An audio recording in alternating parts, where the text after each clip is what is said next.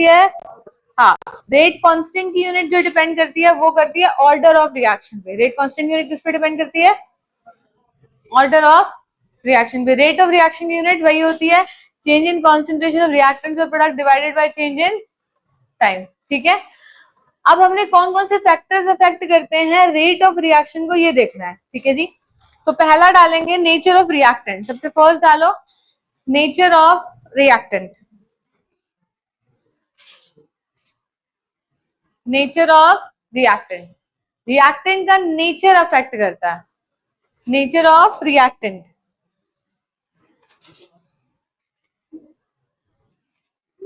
Nature of reactant में सबसे पहले 3 पॉइंट्स बनाना। कौन कौन सा? नेचर ऑफ रिएक्टेंट फर्स्ट हुआ, रिएक्टेंट का नेचर मैटर करता है। सबसे पहले बनाना physical state, physical state of reactant. इसमें physical state of reactant, physical state of reactant, physical state of reactant. अब सुनो, फिजिकल स्टेट कौन कौन सी होती है? सॉलिड, लिक्विड और गैस। फिजिकल स्टेट कौन कौन सी होती है? सॉलिड, लिक्विड और गैस। तो गैस के लिए हमने देखा है कि रेट ऑफ रिएक्शन सबसे ज्यादा होता है। गैस के लिए रेट ऑफ रिएक्शन बहुत ज्यादा होता है, इसी तरह से देखी गई है कि यानी कि अगर रेट ऑफ रिएक्शन की बताएं बात, increasing order of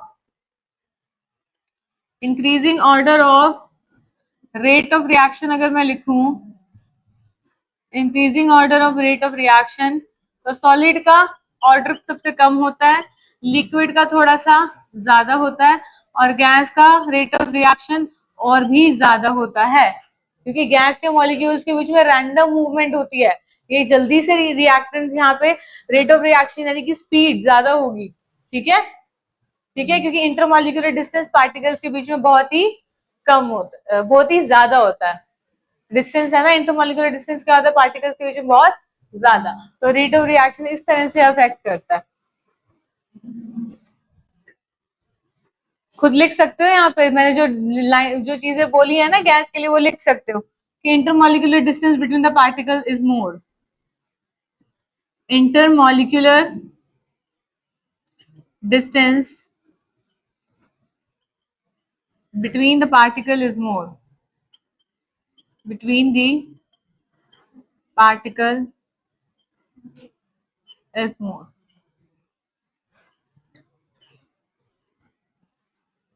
is greater लिख दो, intermolecular distance between the particle is greater।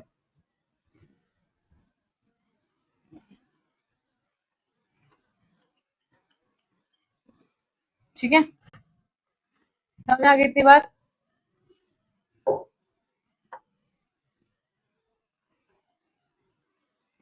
दूसरा है physical size, physical size of reactant. क्या है? फिजिकल साइज ऑफ रिएक्टेंट क्या है बेटा? फिजिकल साइज ऑफ रिएक्टेंट या particle. Physical size of particle लिख दो, physical size of particle. Rate of reaction जो होता है, तुम खुद ही बताओ, साइज ज्यादा तो रेट ऑफ रिएक्शन क्या होगा? आप खुद सोचो, जो मोटा है उसको चलने में टाइम लगेगा, जो पतला है वो जल्दी से पहुंच जाएगा। यानी जिसका जिसका फिजिकल साइज ज्यादा उसका रेट ऑफ रिएक्शन कम। ठीक है, तो rate of reaction is inversely proportional to, rate of reaction is inversely proportional to physical size और directly proportional to surface area।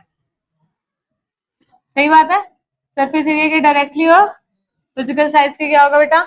Inversely. ठीक है,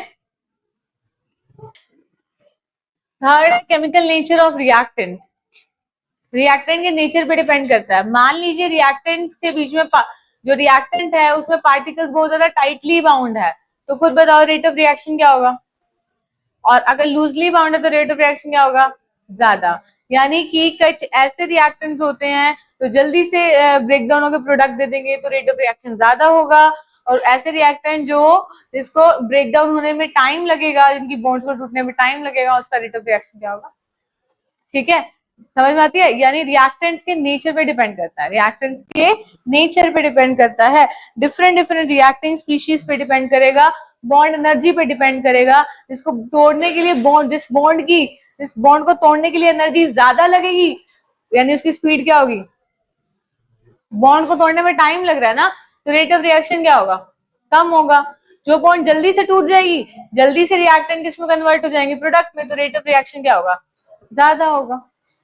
ठीक है, सारी चीजें किस पे डिपेंड करती है, bond energies of the reactant, किस पे डिपेंड करती है, बॉन्ड एनर्जी पे। क्या इतनी बात समझ में आती है, बोलो जी, बोलो। ठीक है, इतनी बात समझ में आती है। तो आप क्या लिखेंगे, लिखो, for different reacting species, for different reacting species, for different reacting species,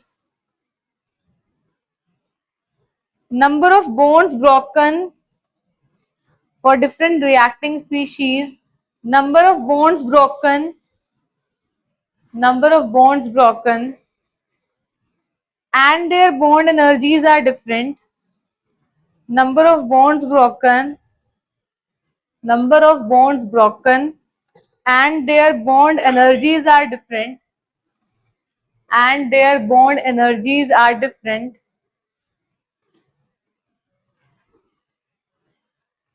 therefore requirement of, and their bond energies are different, therefore requirement of, therefore requirement of activation energy is also different, therefore requirement of activation energy is also different। Activation energy क्या होती है, अगला topic है ये। therefore requirement of activation energy is also different।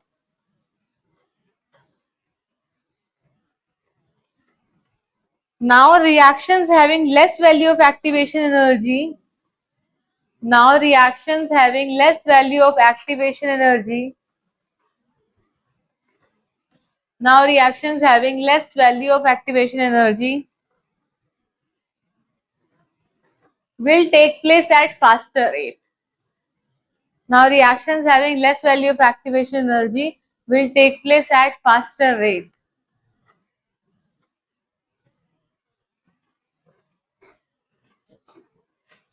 ठीक है जी, समझे। अब एक्टिवेशन एनर्जी की चीजें मैं अगले टॉपिक में समझाऊंगी, इसको अभी इतना ही छोड़ दो। ठीक है, अगला टॉपिक है उसमें बताऊंगी। ठीक है जी, दूसरा पॉइंट डालो कॉन्सेंट्रेशन ऑफ रिएक्टेंट पे, सेकंड डालो कॉन्सेंट्रेशन ऑफ रिएक्टेंट पे डिपेंड करता है, कॉन्सेंट्रेशन ऑफ रिएक्टेंट पे। तो क्या लिखेंगे यहाँ पे, कॉन्सेंट्रेशन ऑफ रिएक्टेंट पे किस तरह से डिपेंड करता है, जो रेट ऑफ रिएक्शन होता है आपका, rate of reaction is directly proportional to the concentration of reactant। Rate of reaction directly proportional है रिएक्टेंट की कॉन्सेंट्रेशन के। अगर रिएक्टेंट की कॉन्सेंट्रेशन ज्यादा होगी तो रेट ऑफ रिएक्शन ज्यादा होगा। ठीक है,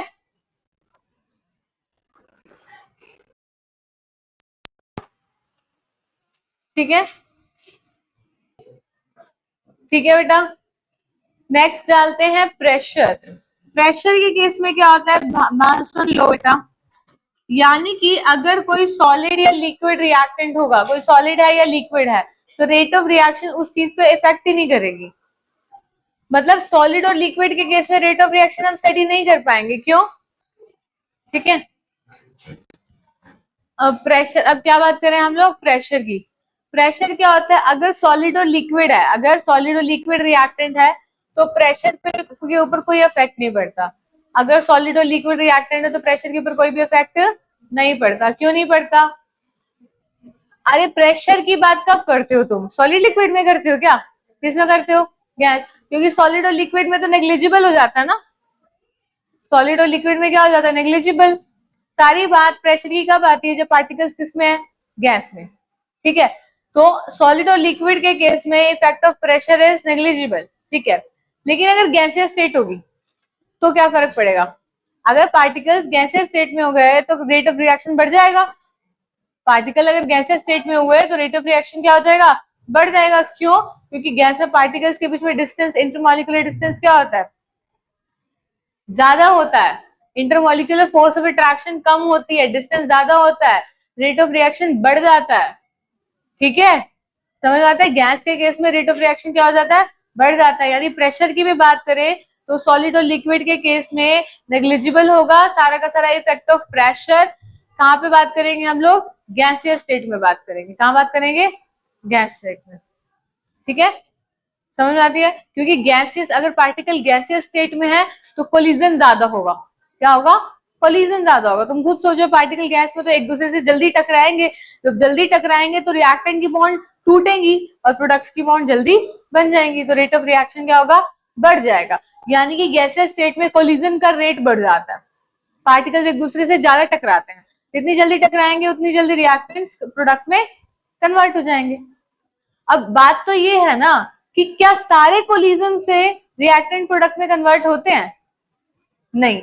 अगला टॉपिक ही यही है, सारे कोलिजन से रिएक्टेंट प्रोडक्ट में नहीं कन्वर्ट होते, इफेक्टिव कोलिजन से रिएक्टेंट्स प्रोडक्ट में कन्वर्ट होते हैं। अगर कोलिजन इफेक्टिव होगा तो ही रिएक्टेंट प्रोडक्ट में कन्वर्ट होंगे और ओरिएंटेशन प्रॉपर होगी, मतलब किस तरह से वो टकरा रहे हैं। ये अगला टॉपिक ही यही है, ठीक है। यानी कोलिजन, अगर मॉलिक्यूल्स को, अब देखो ये मैंने दो मॉलिक्यूल को टकरा रहे हैं, अब ये ऐसे टकरा के गए तो कोलिजन हुआ?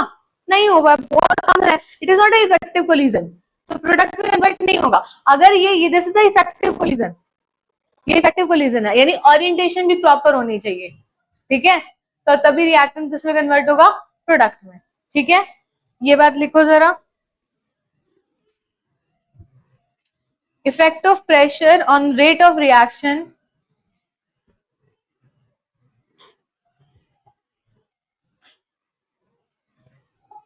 effect of pressure on rate of reaction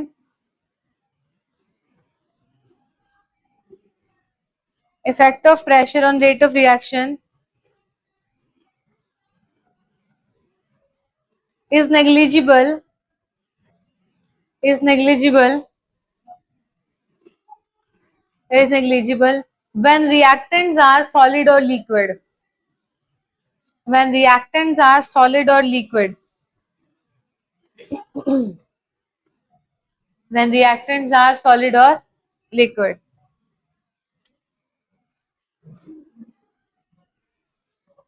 But if reactants are in gaseous state, but if reactants are in gaseous state, but if reactants are in gaseous state, then rate of reaction increases. If reactants are in gaseous state, then rate of reaction increases on increasing pressure, on increasing pressure,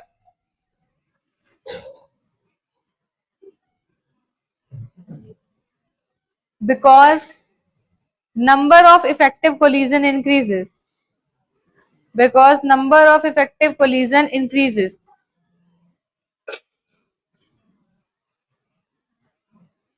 Because number of effective collision increases.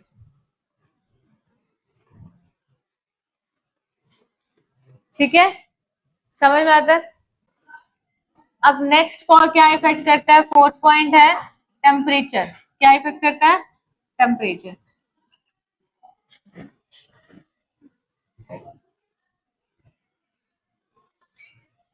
अब temperature का क्या effect है? Temperature के बढ़ने से rate of reaction बढ़ेगा ही सही, हमेशा।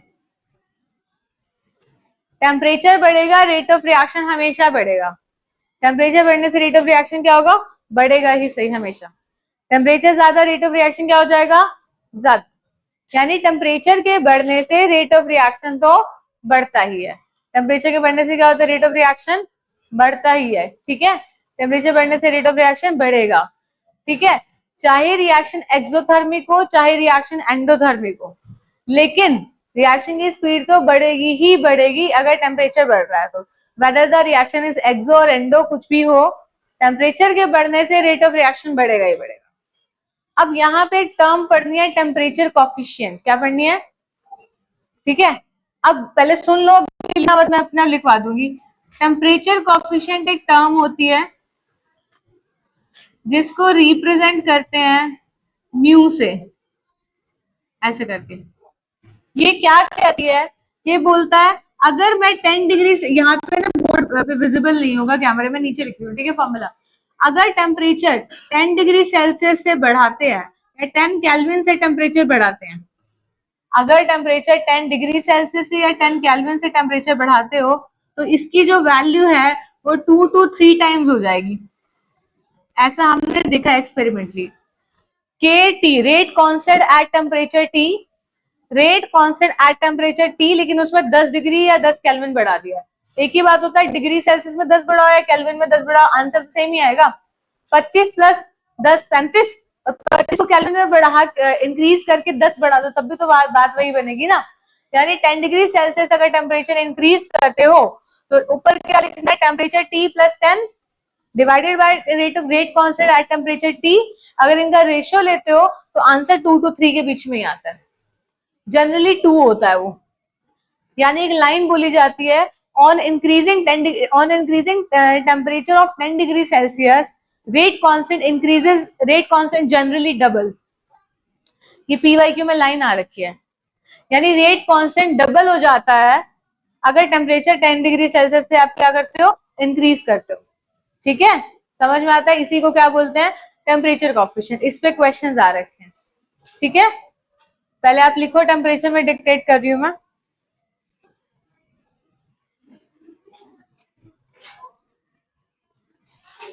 When temperature increases, when temperature increases, when temperature increases, kinetic energy of molecule increases.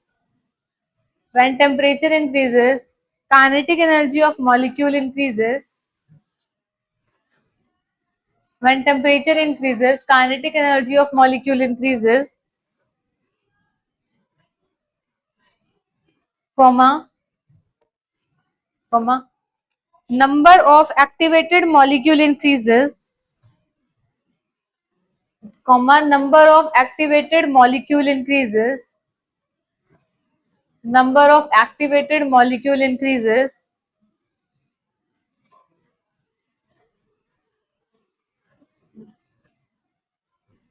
thus rate of reaction increases.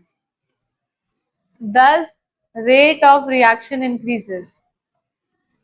Thus rate of reaction increases. Thus rate of reaction increases.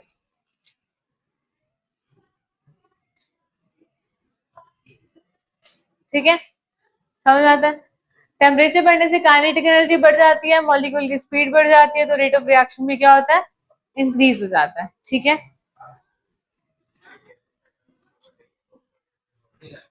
हाँ, particles जितना ज्यादा random movement होगी तो जल्दी collide करेंगे ना एक दूसरे से। एक बात बताइए, यहाँ सारे गैस के मॉलिक्यूल है, तुझे क्या लगता है कि कोलिजन नहीं हो रहा? हर कोलिजन से प्रोडक्ट नहीं मिलता ना। अगर कोलिजन इफेक्टिव होगा, ओरिएंटेशन प्रॉपर होगी तो प्रोडक्ट आएगा ही आएगा। लेकिन सॉलिड में नहीं हो सकता, लिक्विड में नहीं हो सकता, क्योंकि सॉलिड और लिक्विड में हम लोग प्रेशर का इफेक्ट ही नेग्लिजिबल मान रहे हैं। कहाँ से होगा, क्योंकि सॉलिड और लिक्विड को कंप्रेस नहीं कर सकते ना। ठीक है, अब इसमें नेक्स्ट डालो, relation between rate constant and temperature. Relation between rate constant and temperature. Relation between rate constant and temperature. Relation between rate constant and temperature.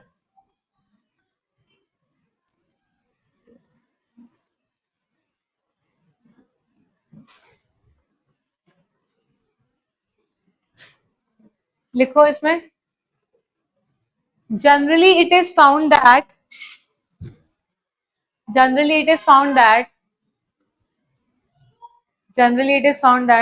for every 10 degree Celsius rise in temperature,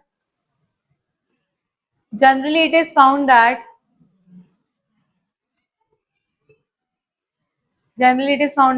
for every 10 degrees Celsius rise in temperature, for every 10 degrees Celsius rise in temperature, for every 10 degrees Celsius rise in temperature, rate of reaction becomes 2 to 3 times. Rate of reaction becomes 2 to 3 times. Rate of reaction becomes 2 to 3 times. यानी हर 10 degree Celsius temperature बढ़ाते हैं तो rate of reaction कितना हो जाता है? 2 से 3 गुना हो जाता है. ठीक है. अब नीचे डाल लो टेम्परेचर कॉफिशिएंट. ये डालो टेम्परेचर कॉफिशिएंट. फिर ये लिख दो. नीचे टेम्परेचर टी पे रेट कांस्टेंट की वैल्यू है, ऊपर 10 डिग्री सेल्सियस टेम्परेचर बढ़ा के रेट कांस्टेंट की वैल्यू है, तो इसका डिवीजन 2 to 3 टाइम ही आता है.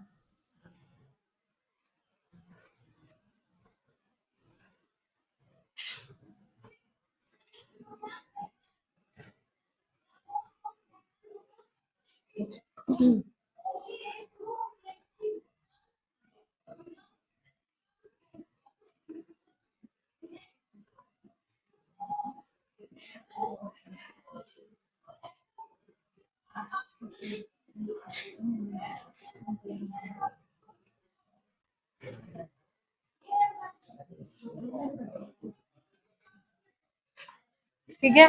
अगर टेम्परेचर स्पेसिफाई नहीं है, अगर टेम्परेचर स्पेसिफाइड नहीं है, किसी क्वेश्चन में हो जाता है कभी कभी, तो आपको 25 डिग्री सेल्सियस मानना है. कई बार किसी क्वेश्चन में गिवन नहीं होता तो तुम 25 मान लेना. ठीक है, लिख लो नीचे. If temperature is not specified, if temperature of the reaction is not specified, if temperature of the reaction is not specified, then consider 25 degrees Celsius. If temperature of the reaction is not specified, then consider 25 degrees Celsius.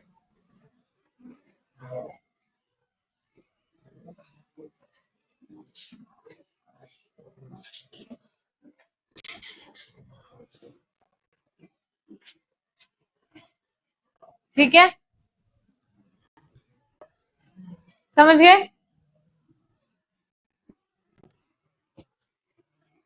बताना एक बार factor कौन कौन से factor. सबसे पहला कौन सा था? नेचर ऑफ रिएक्टर में क्या था? गैस का में बात करेंगे, गैस का रेट ऑफ रिएक्शन ज्यादा. फिर हमने फिजिकल स्टेट और फिजिकल साइज ऑफ पार्टिकल देखा. फिजिकल ज्यादा तो rate of reaction come. Chemical nature of reactant, reactant का केमिकल नेचर देखा जाएगा, यानी बॉन्ड एनर्जीज पे डिपेंड करेगा. हर एक रिएक्शन के लिए रिएक्टेंट की बॉन्ड एनर्जी डिफरेंट है, तो रेट ऑफ रिएक्शन भी डिफरेंट ही आएगा.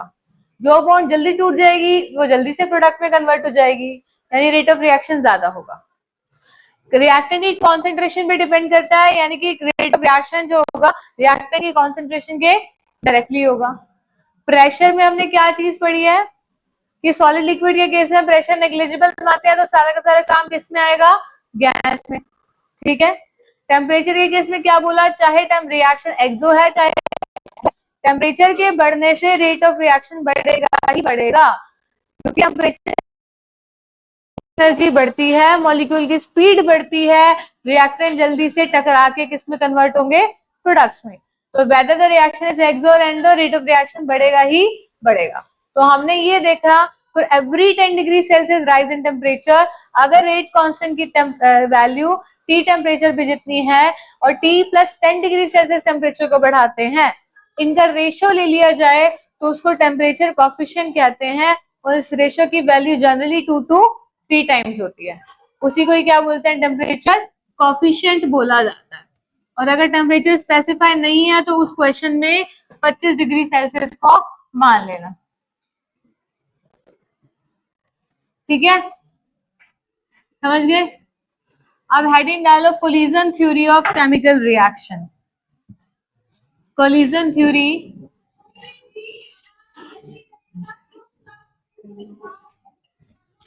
Theory of chemical reaction.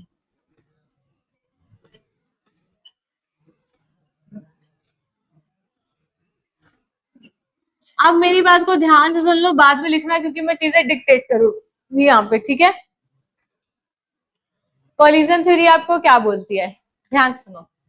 Collision theory आपको ये बोलती है कि हर एक रिएक्टेंट के मॉलिक्यूल टकराते हैं और प्रोडक्ट मिलता है। मतलब रिएक्टेंट के जब मॉलिक्यूल कोलाइड करेंगे तब प्रोडक्ट मिलेगा। हर एक कोलिजन से प्रोडक्ट नहीं मिलता, उस कोलिजन से प्रोडक्ट मिलेगा जो कि इफेक्टिव होगा। यानी इफेक्टिव कोलिजन होगा, प्रॉपर ओरिएंटेशन होगी, तभी रिएक्टेंट के मॉलिक्यूल्स कोलाइड करेंगे और क्या मिलेगा, प्रोडक्ट मिलेगा। क्या मिलेगा, प्रोडक्ट मिलेगा। अब एक टर्म होती है यहाँ पे कोलिजन फ्रीक्वेंसी। क्या होती है, कोलिजन फ्रीक्वेंसी। कोलिजन फ्रीक्वेंसी का मतलब क्या होता है, अभी कुछ मत लिखना, मैं तुम्हें सब डिक्टेट करूंगी। Total number of collision takes place, total number of collision takes place per second per unit volume of container, per unit volume of container, total number of collision takes place per second in per unit volume per second in per unit volume of container is known as collision frequency, is known as collision frequency। यानी कितना collision हो रहा है एक second में, per unit volume में, per unit volume में, पर सेकेंड में, पर यूनिट वॉल्यूम में, पर सेकेंड में कितना कोलिजन हो रहा है उसे क्या कहते हैं, कोलिजन फ्रीक्वेंसी। क्या कहते हैं, क्या कहते हैं, पर सेकेंड में, एक सेकेंड में, एक यूनिट वॉल्यूम में, पर यूनिट वॉल्यूम में। सोचो कितनी जगह होगी, पर यूनिट वॉल्यूम में एक सेकेंड में कितने मॉलिक्यूल कोलाइड कर रहे हैं, उसे क्या कहेंगे, कोलिजन फ्रीक्वेंसी। क्या कहेंगे, क्या कहेंगे। और मैंने क्या बोला कि कोलिजन थ्योरी कहती है रिएक्टेंट के मॉलिक्यूल कोलाइड करते हैं तो क्या बनता है, प्रोडक्ट। क्या हर एक कोलिजन से प्रोडक्ट मिलता है, क्वेश्चन आया, हर एक कोलिजन से प्रोडक्ट मिलेगा, नहीं। किस कोलिजन से प्रोडक्ट मिलेगा, जो कोलिजन इफेक्टिव होगा। इफेक्टिव कोलिजन की कंडीशन क्या है, प्रॉपर ओरिएंटेशन होनी चाहिए। क्या होनी चाहिए, प्रॉपर ओरिएंटेशन होना चाहिए, तभी कोलिजन इफेक्टिव होगा। उसी से क्या होगा, इफेक्टिव कोलिजन से प्रोडक्ट मिलेगा। ठीक है, समझ में आ गई। अब हमें यहाँ पे एक चीज और पढ़नी है। अगर मैंने ग्राफ बनाया energy versus progress of reaction के लिए, energy versus progress of reaction के लिए एक्सोथर्मिक के केस में ग्राफ बनाया, एक्सोथर्मिक में हीट ऑफ डेल्टा एच की वैल्यू कैसी होती है, डेल्टा एच की वैल्यू कैसी होती है एक्सोथर्मिक में, नेगेटिव। डेल्टा एच की वैल्यू कैसी होती है, नेगेटिव होती है। ठीक है, तो मैंने बोला energy versus progress of reaction का ग्राफ बनाया।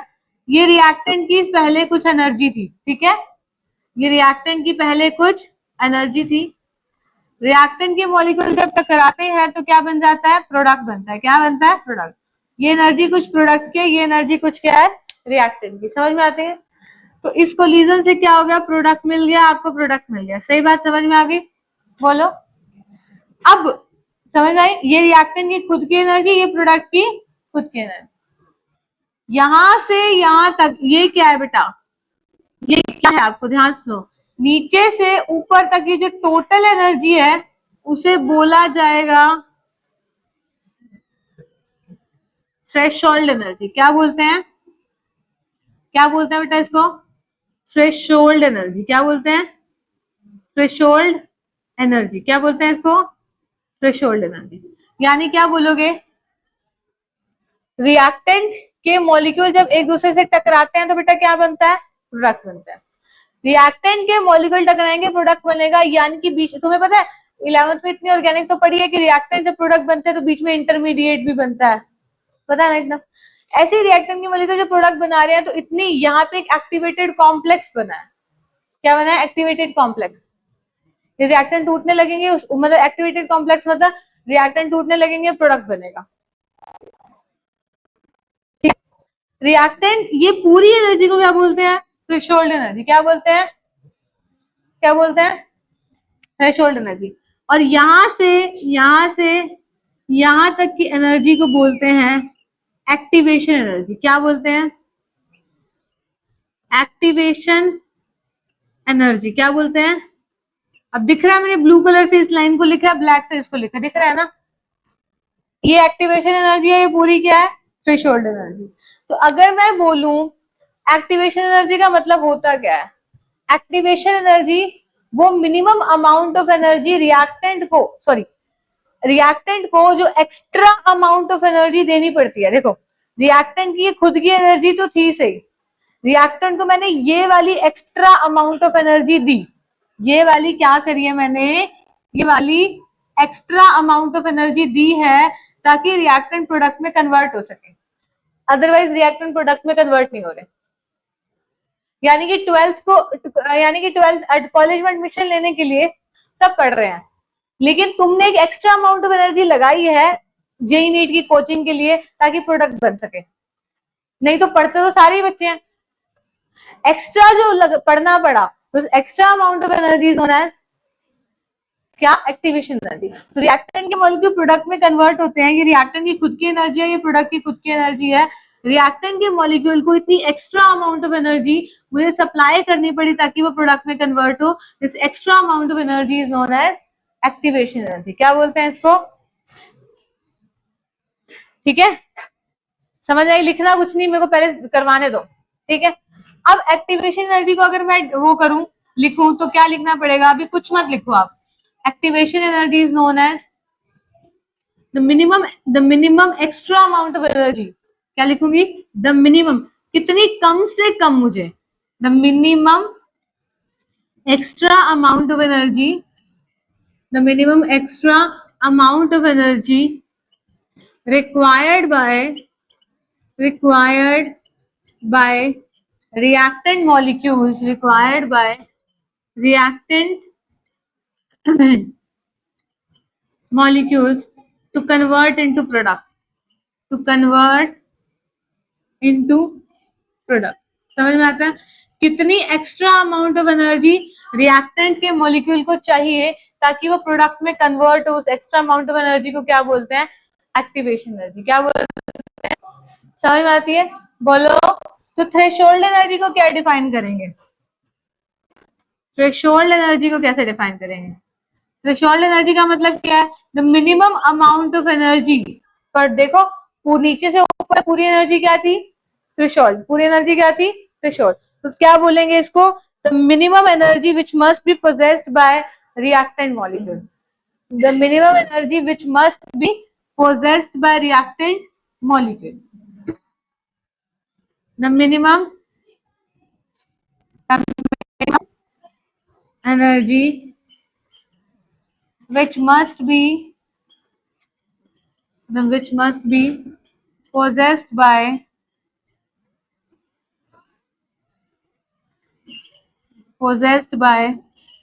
possessed by reactant molecule।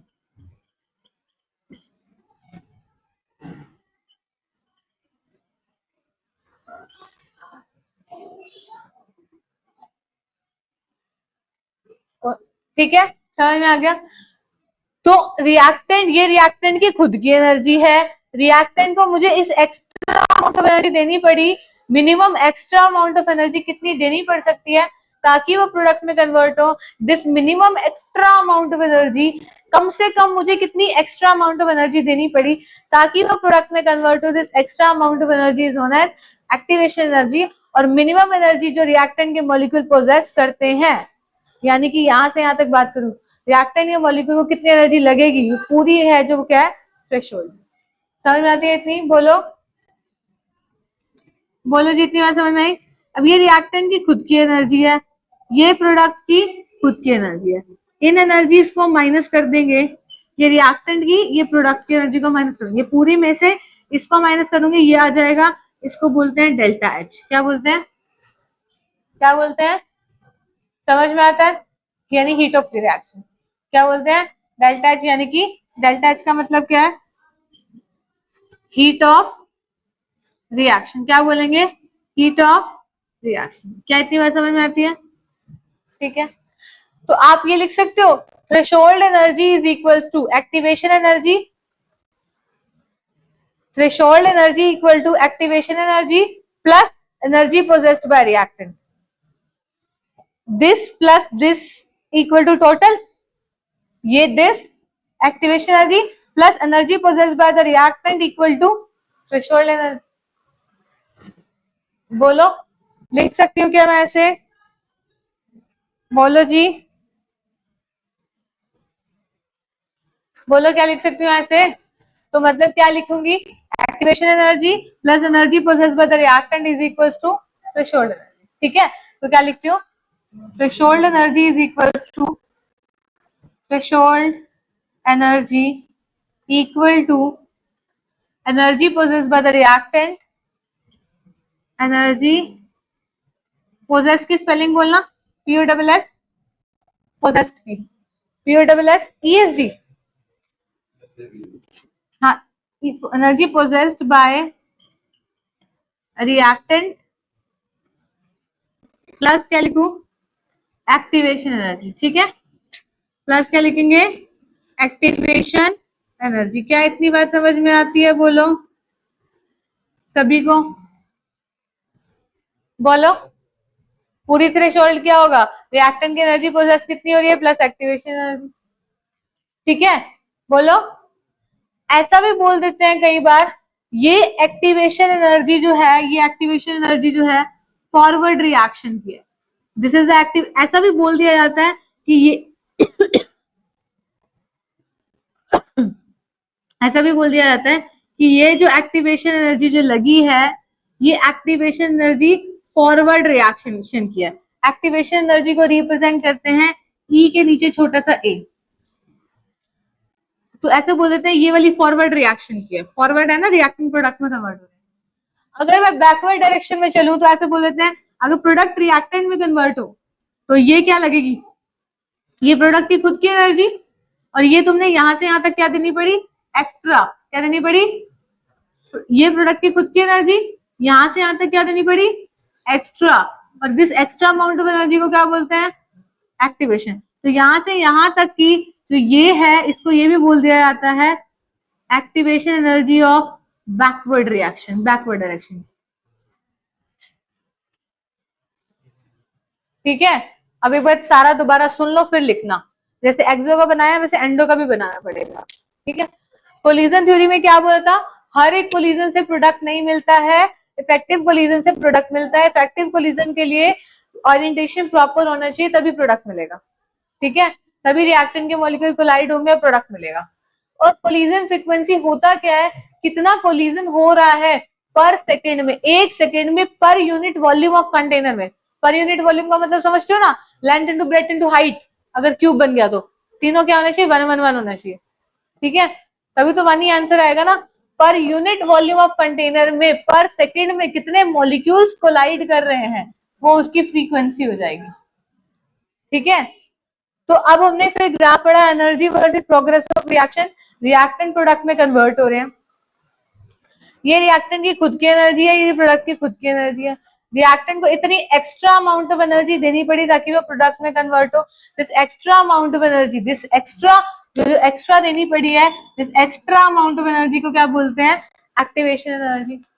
और ये जो एनर्जी खुद प्रोसेस करा, मतलब थ्रेशोल्ड एनर्जी किसके बराबर हुई, activation energy plus energy process by the reactant.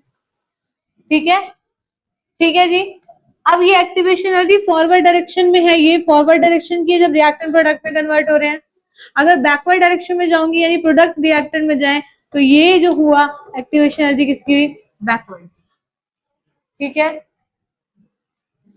अब क्या है, अब मुझे डेल्टा एच निकालने के लिए, डेल्टा एच कैसे निकालते हैं, डेल्टा एच निकालते हैं activation energy of forward minus activation energy of backward direction. बताना कौन बड़ा फॉरवर्ड और बैकवर्ड में से, कौन बड़ा, ये फॉरवर्ड है ये बैकवर्ड है, कौन बड़ा। तो आंसर कैसा आएगा, इसके लिए एक्सोथर्मिक के केस में आंसर कैसा आएगा, एक्टिवेशन एनर्जी बैकवर्ड डायरेक्शन की ज्यादा है एक्टिवेशन एनर्जी फॉरवर्ड डायरेक्शन से, तो डेल्टा एच की वैल्यू कैसी आएगी, नेगेटिव। नेगेटिव का मतलब कौन सी है, एक्सोथर्मिक। क्या इतनी बात समझ में आती है? तो ये ग्राफ किसके लिए बनाया आपने? एक्सो। ऐसे ही एंडो के लिए बनाना है, ठीक है? समझ आ गई? अब मैं पहले डिक्टेट कर रही हूँ, वो लिखो फिर नोट काउंट कर लेना। हाँ बताओ। हाँ हाँ, कहाँ से होगी? ये पूरी की पूरी रिएक्टेंट की एनर्जी है। पूरी की पूरी रिएक्टेंट की एनर्जी में मैंने ये प्लस कर दिया एक्टिवेशन एनर्जी। ये पूरी की पूरी रिएक्टेंट की एनर्जी है नीचे तक, इसमें एक्टिवेशन एनर्जी को प्लस कर दिया। पूरा नहीं आ गया? ठीक है। अब हाँ, क्या बोल रही थी? इसको एक्टिवेटेड कॉम्प्लेक्स लिख लेना। मैंने यहाँ लिखा नहीं, अभी बोल दी थी मैं, लिखा नहीं। ये जो एक्टिवेटेड कॉम्प्लेक्स बना है, बोल दी थी ना मैं यहाँ पे, ये एक्टिवेटेड कॉम्प्लेक्स बना है। पहले मैं डिक्टेट कर रही हूँ, वो लिखो। देखना, this theory was given by William Lewis. This theory was given by William Lewis.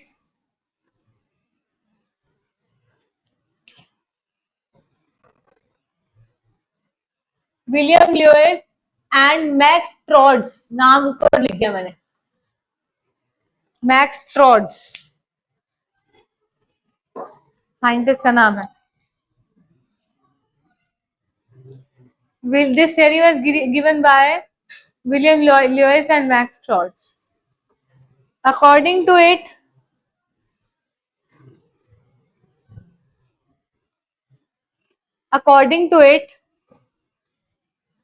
for a reaction to occur,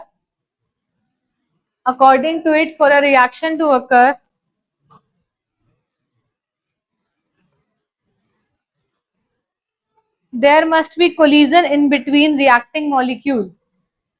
According to it, for a reaction to occur,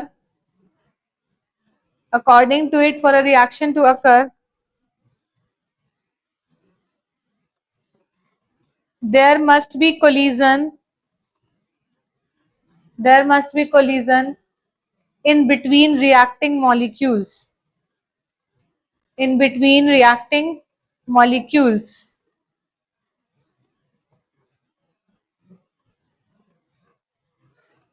ठीक है। उसके बाद कोलिजन फ्रीक्वेंसी की डेफिनेशन लिख लो बोर्ड से।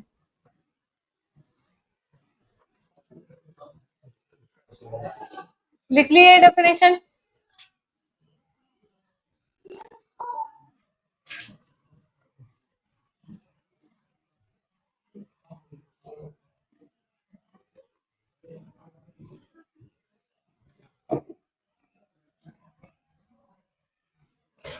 ठीक है। अब ये लिखो जनरली, नेक्स्ट लाइन में लिखो generally its value is very high for gaseous reaction. Generally its value is very high for gaseous reaction.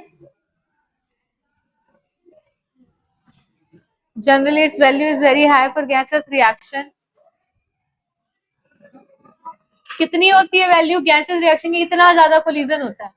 देखना, 10 की पावर 5 से 10 की पावर 28 कोलिजन होगा पर सेकेंड पर यूनिट वॉल्यूम में। पर सेकेंड पर यूनिट वॉल्यूम का मतलब सेंटीमीटर क्यूब लिख दिया मैंने, ठीक है? पर सेकेंड पर यूनिट वॉल्यूम में इतना कोलिजन होता है, इतना तेज रिएक्शन होती है। देख लो, generally its value is very high, 10 की पावर 20 से 10 की पावर 28 कोलिजन होगा पर second per unit volume of container. फिर क्या सारे कोलिजन से प्रोडक्ट मिलेगा? कौन से कोलिजन से मिलेगा? इफेक्टिव। लिखो फिर नेक्स्ट लाइन में, but only A small fraction of these collision, but only a small fraction of these collision, but only a small 28 25, but only a small fraction of these collision are capable to convert into product, are capable to convert reactant into product, are capable to convert reactant into product.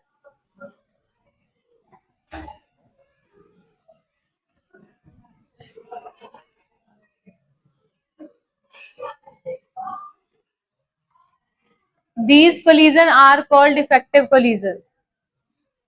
These collision are called effective collision. Are capable to convert reactant into product. These collision are called effective collision. Next time में लिखो, next time में लिखो, for effective collision, for effective collision,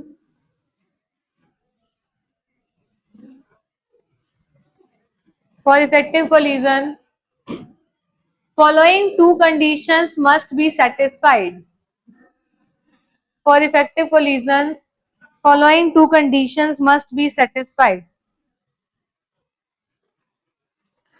Following two conditions must be satisfied. पहले लिखो,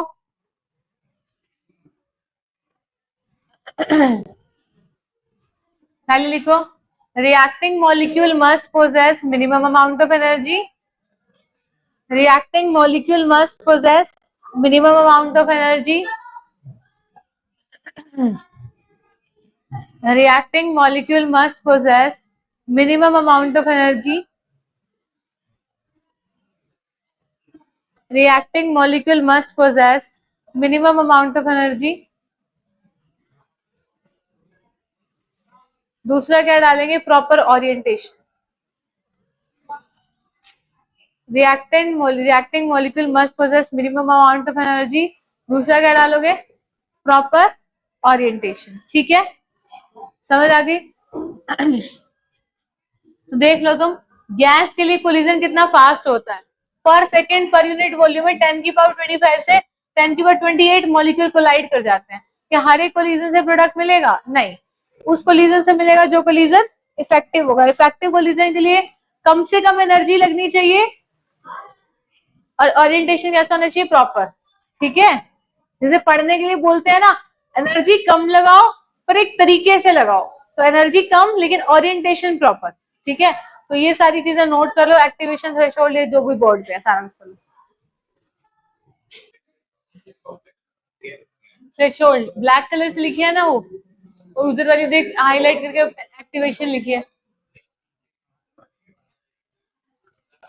यहां से लेके यहां तक एक्टिवेशन है, यहां से लेके यहां तक थ्रेशोल्ड है. देख ब्लैक से मार्क कर रखी है, यहां से यहां तक ब्लू से मार्क करिए एक्टिवेशन. थोड़ा रख से ऊपर तक ये activation energy backward direction.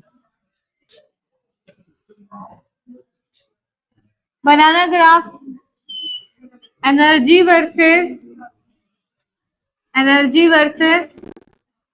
Progress of reaction. इधर देखो,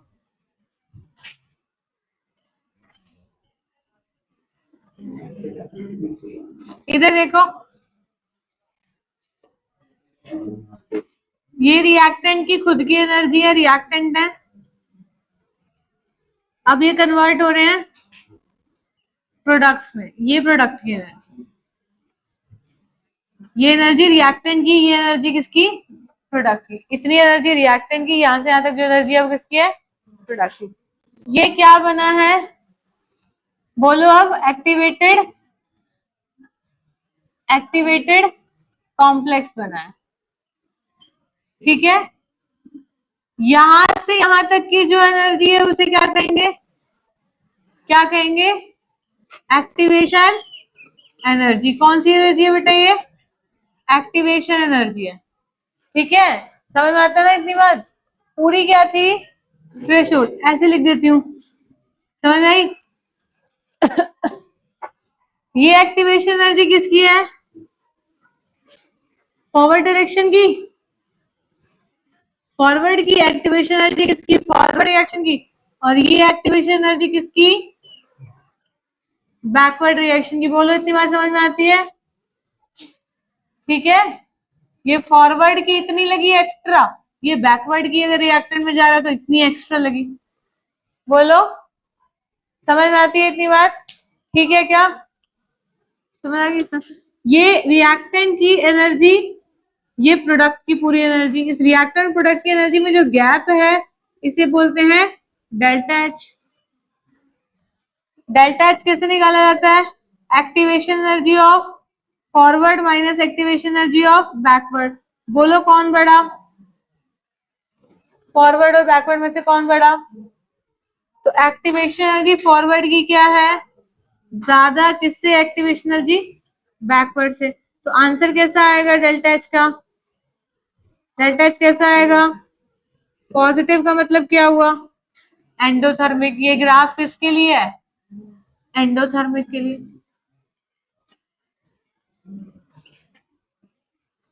ठीक है बोलो समझ आ गई क्या?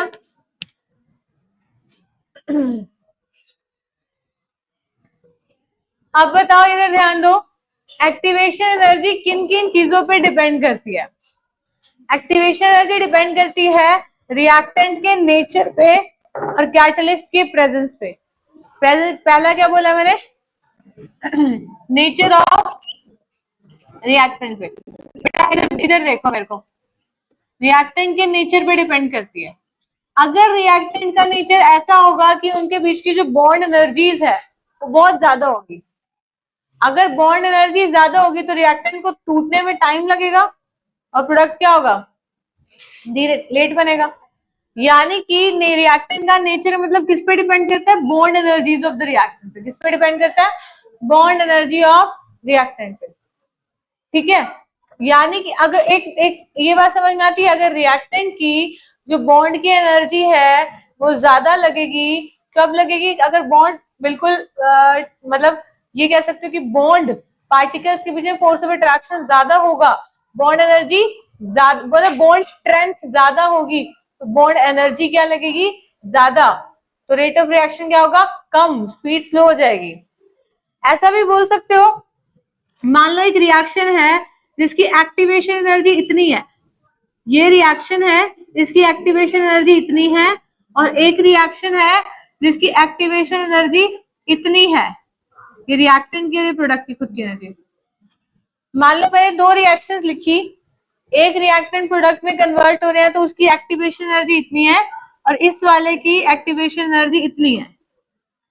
अब कौन सी एक्टिवेशन एनर्जी ज्यादा है? ये। और ये एक्टिवेशन एनर्जी क्या है? कम। कम है ना? और ये क्या है? ज्यादा। जिसकी एक्टिवेशन एनर्जी ज्यादा है, इसकी एक्टिवेशन एनर्जी ज्यादा है, यानी इसका प्रोडक्ट में कन्वर्ट होने की स्पीड क्या है? बताओ।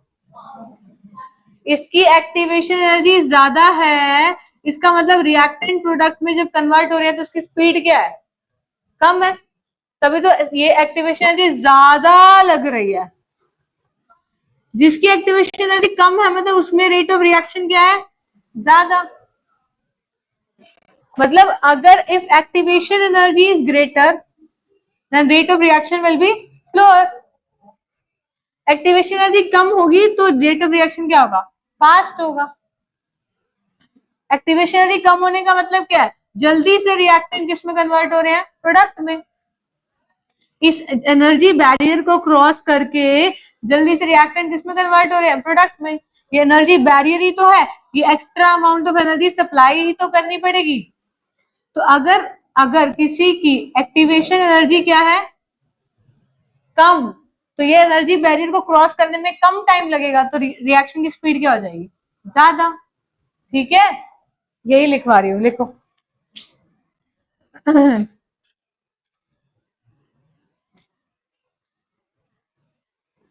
लिखो, for different reactant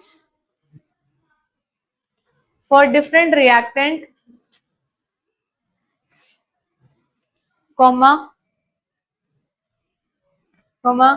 number of bond and bond energies are different for different reactant, number of bond and bond energies are different, number of bond and bond energies are different number of bond and bond energies are different. Number of bond and bond energies are different. Therefore, activation energy will also be different. Number of bond and bond energies are different. Number of bond and bond energies are different. Therefore, activation energy will also be different. Therefore, activation energy will also be different. ठीक है, next line में लिखो reaction having less value of activation energy, reaction having less value of activation energy takes place at faster rate.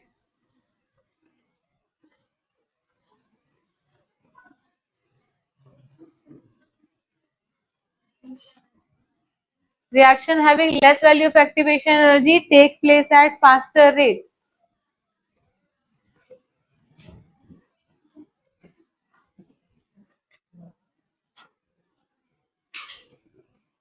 अरे यार,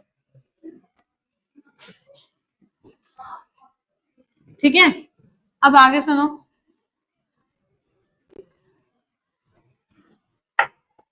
इधर देखो, दूसरा डालते हैं प्रेजेंस ऑफ कैटलिस्ट. क्या डालते हैं? Presence of catalyst. इधर ध्यान दो, ध्यान दो, मैंने ग्राफ बनाया energy versus progress of reaction के लिए ग्राफ बनाया, energy versus progress of reaction के लिए ग्राफ बनाया. आपकी मर्जी, आप एक्सो का बनाना चाहते हो एक्सो का ग्राफ बना लो, एंडो का बनाना चाहते हो एंडो का बना लो, जिसका मर्जी है. मैं एक्सोथर्मिक के लिए समझा देती हूँ. एक्सोथर्मिक के लिए हमने ये ग्राफ ऐसे बनाया था, ये रिएक्टेंट की एनर्जी थी और ये प्रोडक्ट की एनर्जी थी. यही बना था ग्राफ, ऐसे ही बना था. ये रिएक्टेंट्स थे और किसमें कन्वर्ट हो गए थे? ये प्रोडक्ट में. क्या इतनी बात समझ में आती है? और ये क्या था? Activated complex. क्या था ये? Activated complex. क्या इतनी बात समझ में आती है? ये बनाया था हमने. अगर मैंने कैटलिस्ट डाल दिया, क्या डाल दिया बेटा? कैटलिस्ट. कैटलिस्ट दो तरीके के होते हैं, एक होता है पॉजिटिव कैटलिस्ट, एक होते हैं बेटा नेगेटिव कैटलिस्ट. क्या होते हैं? पॉजिटिव कैटलिस्ट उसे बोलते हैं जो रिएक्शन की स्पीड को इंक्रीज करते हैं. क्या बोलते हैं रिएक्शन की स्पीड को? पॉजिटिव कैटलिस्ट का मतलब which increases the speed of reaction, which increases the speed of reaction. जो रिएक्शन की स्पीड को क्या करते हैं? इंक्रीज करते हैं, उसे क्या कहते हैं? Positive catalyst. which increases the speed of reaction. यानी कि अगर मैंने कोई कैटलिस्ट डाला जो रिएक्शन की स्पीड को बढ़ा देगा, रिएक्शन की स्पीड को बढ़ाने का मतलब एक्टिवेशन एनर्जी क्या हो जाएगी? बताओ, एक्टिवेशन एनर्जी क्या हो जाएगी? कम हो जाएगी. तो ये क्या है, मैंने क्या डाला है? ये कब बनाया ग्राफ? अगर जब क्या है?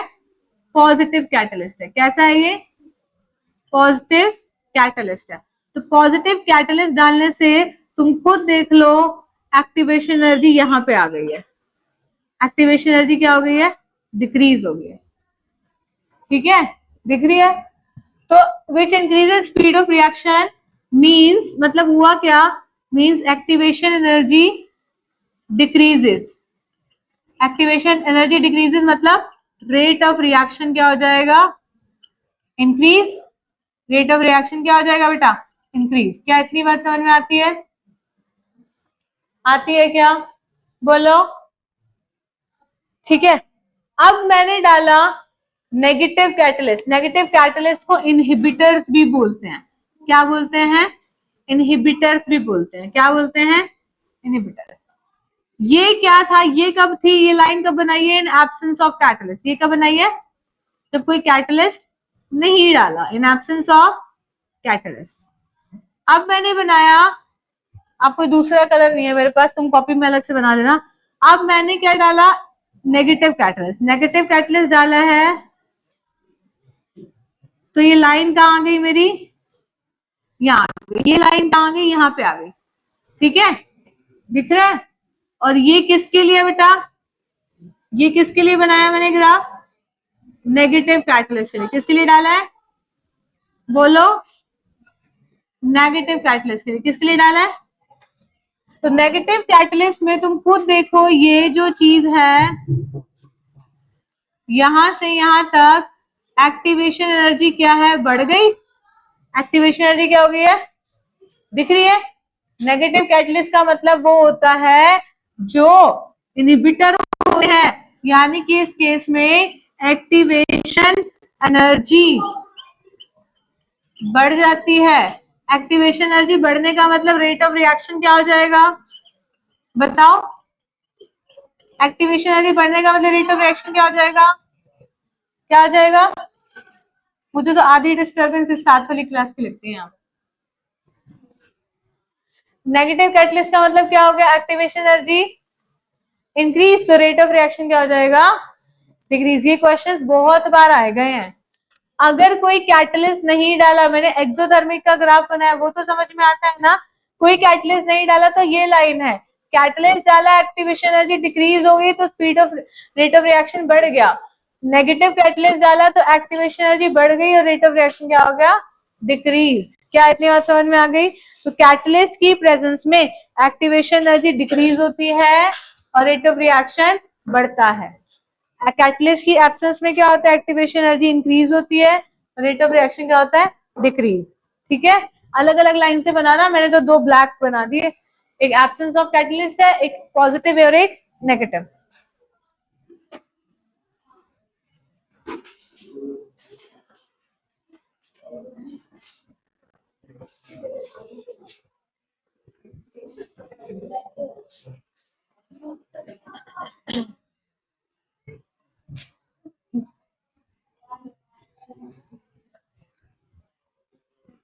इतना ब्रॉड मत बनाओ, ये मैंने देखो कोई ब्रॉड बनाया है इतना, मतलब इसको ठीक करो, दिखाना पेन, जब इरेजर दिखाओ,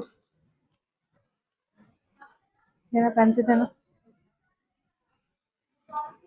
जैसे ये है ना, वो शार्प बनाओ, थोड़ा शार्प बनाओ।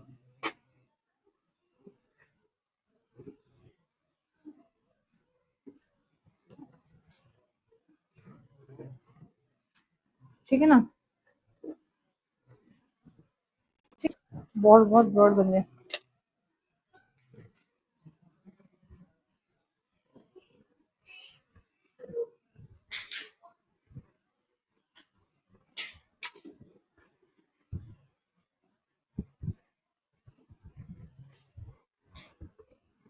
बोलो सारी बातें समझ में आ गई एक्टिवेशन एनर्जी वाली।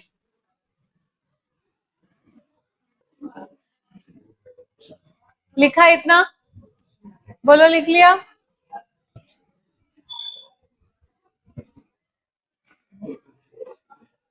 टाइम हो गया क्या,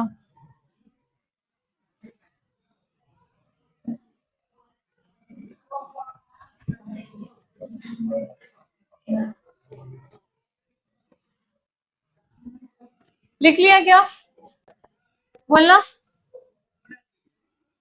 बेटा। अभी इतनी जल्दी नहीं लिखा करो, इतनी देर तो बहुत देर लगाते हो।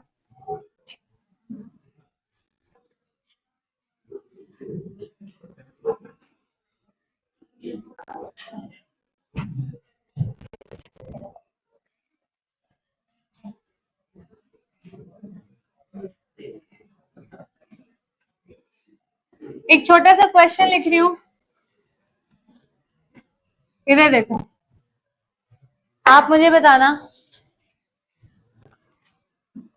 एक्टिवेशन क्वेश्चन है, activation energy for an exothermic reaction A to B is 80 kilojoule per mole.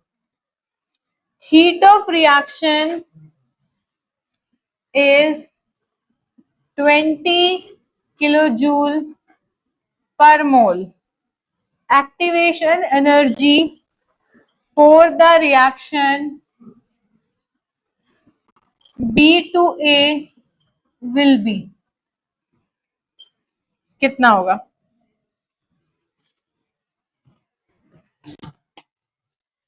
बताओ.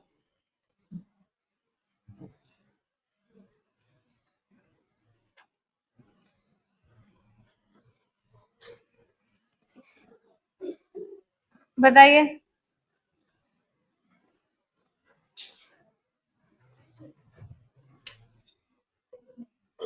नाइन्टी.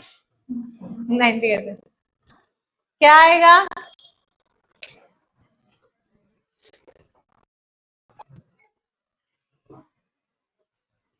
क्या आएगा बोलो जी.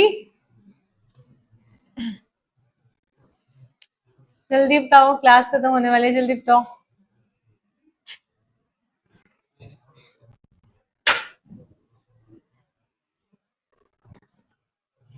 क्या आएगा? हाँ जी, या क्या आएगा? बेटा ग्राफ बनाना. एक्सोथर्मिक है, फटाफट से ग्राफ बना लिया करो दिमाग में. एक्सो के लिए ग्राफ ऐसे बनता है. बनता है ना? बनता है ना? ये क्या है? एक्टिवेशन एनर्जी फॉरवर्ड रिएक्शन की. फॉरवर्ड की मतलब इतनी दे रखी है, 80 दे रखी है, और तुमसे हीट ऑफ रिएक्शन 20 है. यहां से ये वैल्यू, हीट ऑफ रिएक्शन कैसे निकलता है? डेल्टा एच होता है ना, डेल्टा एच. डेल्टा एच की वैल्यू कितनी दे रखी है बेटा? 20 दे रखी है ना. निकालनी की एक्टिवेशन एनर्जी बैकवर्ड की. बैकवर्ड क्या होती है? ये होती है पूरी. तो कितनी हो गई है बताओ? 80 और 20 कितनी हो गई?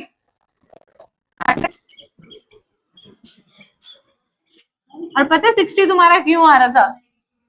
हाँ, डेल्टा एच क्या होता है? Activation energy of forward minus activation energy of backward. अगर फॉर्मूले से लगा रहे हो, delta H heat of reaction 20 है, एक्सोथर्मिक है. एक्सोथर्मिक का मतलब minus delta H. Delta H negative होता है. -20. फॉरवर्ड की कितनी हुई? 80. बैकवर्ड की तुम्हें निकालनी है. तो अब कितना आएगा बैकवर्ड की बेटा? 100 आएगा. अगर फॉर्मूले से निकालते हो तो प्लस माइनस का भी ध्यान रखो. ऐसे ग्राफ से निकालते हो तो साफ दिख ही जाता है. ग्राफ से निकालते हो तो साफ दिख जाता है. ठीक है, कोई दिक्कत? अभी ये टॉपिक पूरा हुआ नहीं है, इसमें ओरिएंटेशन रहता है. कल करेंगे ओरिएंटेशन भी, कल करेंगे अरेनियस इक्वेशन भी कल करेंगे. मतलब मैं कल तुम्हें ये चैप्टर कंप्लीट करा दूंगी. ठीक है, कल.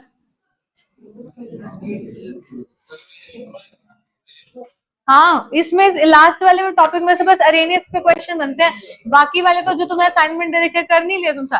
तभी तो मैंने पूरे सिलेबस का असाइनमेंट दे दिया. पीवाई क्यू जितने अभी करवा रही हूँ, और पीवाई क्यू अदरवाइज एक बार अभी आज निकलवा देते हैं शीट. एक साल की तो निकलवा देते हैं. ठीक है, और डाउट के लिए क्लास खत्म होगी तब वेट करना. ठीक है.